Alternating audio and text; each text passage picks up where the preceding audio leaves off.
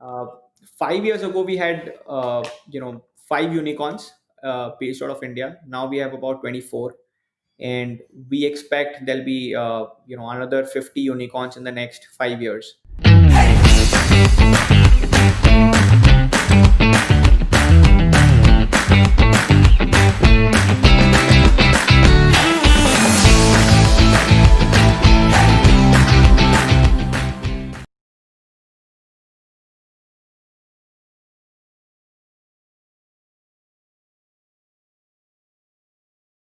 Saket Agarwal, thank you so much for joining me. How are you?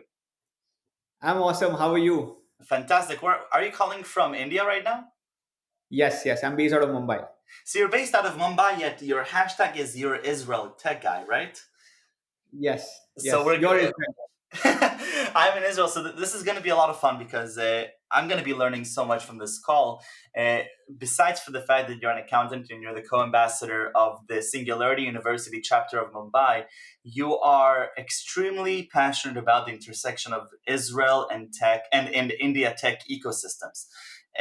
This is a world where I know very little about, and I know very little about the India tech ecosystem, and that's why I'm so excited to hear your insights and what's happening today. But before we get into all that, who are you and what is your journey into this tech world? Yeah. So thanks for having me on the show. I'm really excited.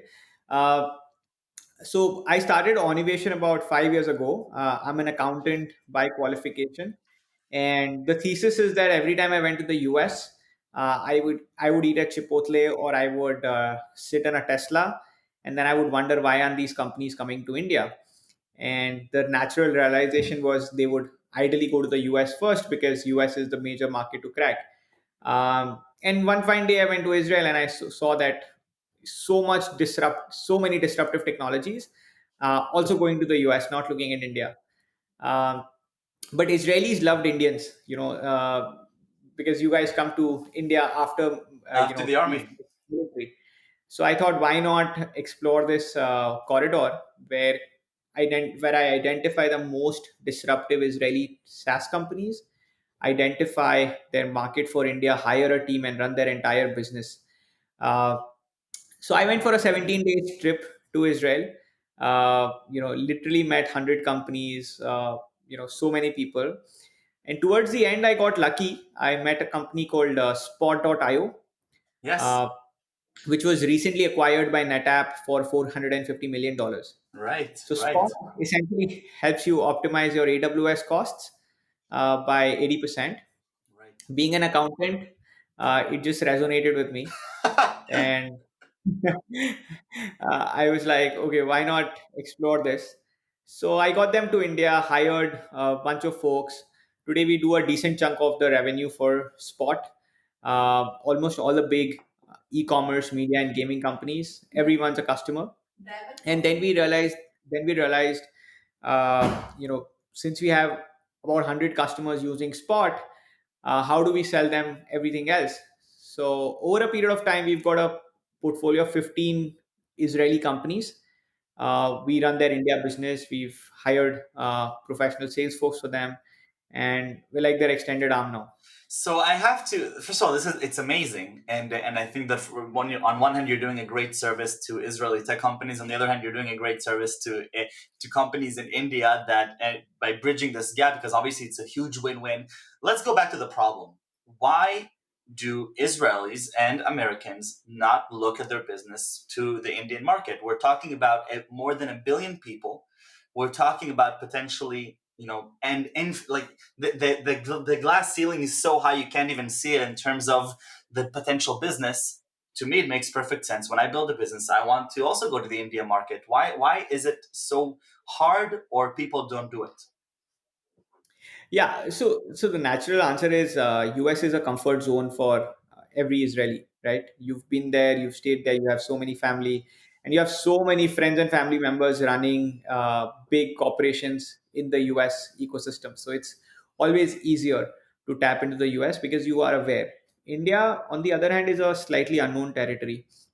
So you need a lot of guidance in order to penetrate the market. The second thing is India is a large population, not necessarily a large market for every product. unlike the US. Um, so what you want to bring into India has to be very, very well thought through. Does it fit the Indian market well or not? Will you be able to make a big business out of it or not? Is a key question. So if you're able to scale 100 companies in the US, the same number would reduce to 10 if you would bring those companies into India if you want to see scale, Interesting. right? So that is one of the major reasons. So when a company is looking at their options, where do they want to expand first? Sure. They naturally think US than India. So, can you give me a little bit of background into the Indian market? What is the tech ecosystem like? Who are the customers? And then what I'd love to talk about is maybe understanding a little bit the different cultural, different cultural habits that maybe hinder the relationships that to scale from 10 to 100 companies. Yeah. So in terms of the Indian tech landscape, I'll give you some context. Uh, 5 years ago, we had five unicorns based out of India. Now we have about 24, and we expect there'll be another 50 unicorns in the next 5 years. So just to That would repeat come that, on. so 5 years ago you had five unicorns. That's about the number that Israel had, I guess, maybe 10 years, 5, 10 years ago, right? As well, um, Correct, and correct. now you Currently, we have have about 24, 22. and you're Yeah. expecting to double that in the next 5 years. Correct. More What's than double. happening? Like we expect about 100 unicorns. So a couple of things. The digital landscape is really exploding in India right now. So we've seen like 100x growth in terms of startup, internet penetration since 2010. Uh, all the venture capital funds are now prioritizing India in a big way. To give you context, Sequoia Capital recently raised a big funding round of $1.35 billion only and only to invest in Indian tech startups, right? Um, so suddenly there's a massive push towards digital adoption, digital transformation. So the payment infrastructure that India has is actually the most advanced across the world. So if I were to transfer you money sitting in India, I can do it under 30 seconds using a unique UPI ID, which is linked to your mobile phone, right? Um, or if I have to access a doctor, there are several apps that are available that can help me do video consultation on or order online medicines right away. We can get food delivery in 30 minutes, in such a massive country like Mumbai itself is maybe 10x the population of Israel is, but we've been able to handle that scale in a very digital friendly way very, very successfully. I think that one of the things that I am underestimating, and I'm guessing that a lot of people in my community are underestimating, is that having 30-minute food deliveries or a 30-second payment system in a place like Mumbai, which is 10x Israel, that expansion, it makes perfect sense why it may take a little bit longer, but when it gets there, it has to be so much more robust and foundational to be able to handle that scale, right? I mean, we're talking about a massively different problem, and I think that one of the things that I'm underestimating, and I'm really when you're talking about this 10x growth and the 100 unicorns in the next few years, I'm surprised that I'm not seeing every headline talk about the amazing things that are coming out of India, because in my news feed that is tailored for me, I'm seeing the tech ecosystem in Israel, the tech ecosystem in Palo Alto, in Seattle, and New York, but I'm missing out on what sounds like the next huge market that is going to be the tech innovator of the world. Absolutely. So one thing I want to highlight is, our strength in India has been B2C, Hmm.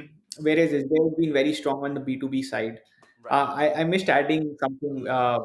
Last IPL is Indian Premier League. It's like one of the biggest cricketing tournaments in India. Right. Um, the final match had 25 million concurrent users. So 25 million people were watching the finals of that match at a single point, right? Which is a global record. Um, A global So we record. are That's seeing more than it's more than the Oscars, the all the Super Bowl. Like it beats that. correct. I think Wow. so. I think so. I think so. So we are seeing a lot of scale, and that's where we are saying we'll solve a problem for every individual, 1.5 billion people in India. Where we sort of need a lot of help is depth on the technology front, which is where Israel comes into play. You have the best data scientists, the best cybersecurity professionals, and the best marketing ad tech professionals. The industry is very strong there. Uh, these companies are scaling so fast. To give you context, the largest fantasy sports platform in India is a company called Dream 11, which is now valued at $2.5 billion. The major growth they saw was in the last 2 years. Now, the fact that they're scaling so fast, they need the best of data science, best of security, best of QA, to best of cloud infrastructure monitoring solutions. And that's where they look at Israel, which is really, really strong in these areas, right? And that's where I see a big synergy between the two countries. So I'm just trying to synthesize for myself. What it sounds like what you're saying is that there has been a great shift in the market in the past few years, that tech companies are emerging to provide local solutions to the one of the biggest places in the world. So these are solutions that we've seen already in the Western world. 5-10 years ago, they are now being brought into the Indian culture by Indian tech companies, and now there is this weird limbo zone where you still have an opportunity to implement the great technologies from Israel at the scale of India, and there's a win-win. And what's missing there right now is more people like you that are making that connection, right? Absolutely, absolutely correct. What is even more interesting is, a few Israeli companies who were initially very excited about the scale that they would get in US, they're now surprised by the scale they see in India. 25 million concurrent users is unreal, um, and which is also helping the Israeli companies prepare their product for a much more higher scale, and like sort of all these Indian companies become design partners for such startups in Israel. Right. Now, do you have any connection to Israel, or why are you so excited about the making this bridge? What got you into this? Yeah, look, I just landed in Israel, met a few people, and the love and warmth I got from everyone was incredible. And I just got started with one company, and then it just kept on building. I had no real, I'm not even a techie. So for me, cloud was cloud. Uh, so the journey has purely been very random. I picked a country and knew nothing about. I did one thing, it became successful, and I said, why not build up on it? And because Israel is such a strong brand, right? When I say I bring US companies into India or European companies into India, there are too many people doing it. With Israel, I was able to build a very strong niche, and now I am truly like one of the leading guys in the tech ecosystem, bridging the gap. Wow. And so, what is your method? How do you go about finding this synergy? Because it sounds like you have to have both feet in both places. You have to know what are the new emerging technologies in Israel, and what are the emerging markets, and who are the key players that you can now knock on their door and say, hey, you're building. You now have the need to supply something to 20 million people. Here is a technology that might be able to assist you. Yeah, that's a great question, actually. Um, so first of all, I personally visit Israel every other month. Oh Uh, wow. you know, I have yeah, I've built relationships with almost all the big venture capital funds, all the accelerators in Israel.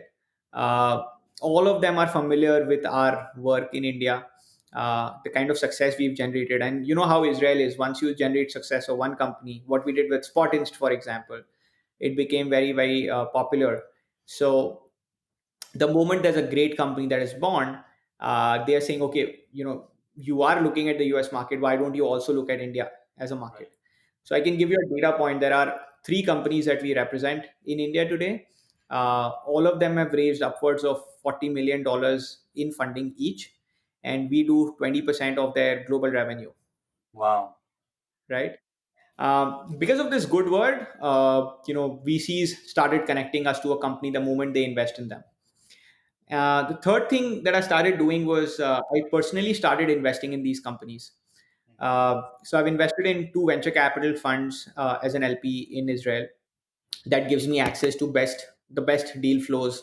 The moment the startup is born, I have access to them. Amazing. Uh, and I recently invested in a company called Data Loop, which was backed by F2 and I know them everything. well. Iran. Yeah, great company. Yes, so great company, and what we're doing is we're saying not only we'll help you sell, but since we're running sales for you, we add so much value. Give us some allocation to co-invest with big VCs. Um, and lastly, I would say since we have 100 plus customers, and all our customers are the largest e-commerce, media, and gaming companies, unicorns. Um, they keep sharing with us, personalization is a big problem, warehouse automation is a big problem, customer acquisition cost for gaming companies is a huge issue. Are there solutions in Israel that are solving it? Some of them even come to Israel with us, and we make them meet different companies. So that's how we get a lot of problem statements. And then I would go to a VC and ask them, is there someone in Israel solving this?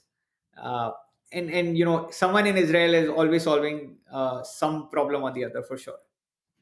And I could assume very well that if you come with an actual problem that somebody needs a solution for, and even if there's not a solution now, there will be somebody who's willing to pick up the glove and to do the right thing.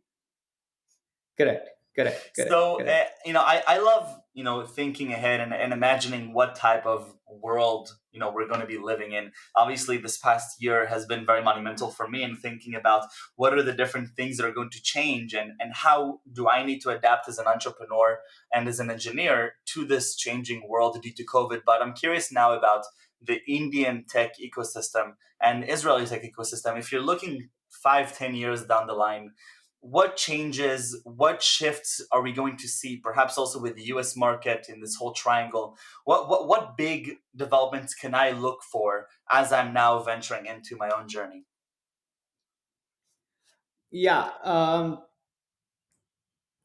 couple of very interesting thoughts. One, I feel your digital online identity and how you present yourself digitally would become so much more important than anything else, right?